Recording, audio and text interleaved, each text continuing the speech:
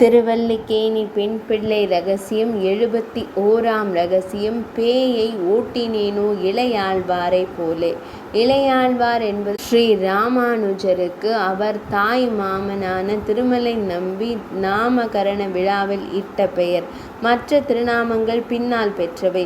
இவர் யாதவ பிரகாசன் என்ற அத்வைத சந்நியாசியிடம் காஞ்சியில் திருப்புட்குழியில் வேதாந்தம் வாசித்திருந்த போது அவ்வூர் அரசன் மகள் மீது பிரம்ம ராட்சஸ் ஆவேசித்திருந்தது.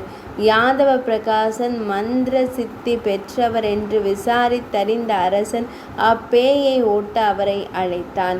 அதன்படி யாதவ பிரகாசர் தன் சிஷ்யர்கள் சூழ அரண்மனைக்குள் சென்று அப்பேயை ஓட்ட அவர் மந்திரங்களை ஜபித்த போது அந்த பேய், யாதவா, நீ ஜபிக்கும் மந்திரங்களை நான் அறிவேன், அதனால் என்னை விரட்ட முடியாது.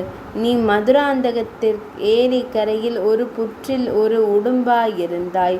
ஆலயத்திலிருந்து திருமலைக்கு செல்லும் ஸ்ரீ வைஷ்ணவர்கள் சிலர் ஏரியில் நீராடி பிரசாதம் அமுது செய்த போது சிந்தின பிரசாதத்தையும் தீர்த்தத்தையும் நீ உட்கொண்டதன் பலனாக மனிதனானாய், வித்வானாக பிறந்துள்ளாய். நான் வேதாத்தியனம் பண்ணின பிராமணனாய் பிறந்து யாகம் செய்ததில் உண்டான சில குறைகளினால் பிரம்ம ராட்சசாகி திரிகிறேன்.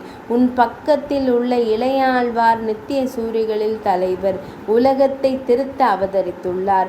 அவர் கூறினால் நான் போவேன் என்று சொல்லிற்று.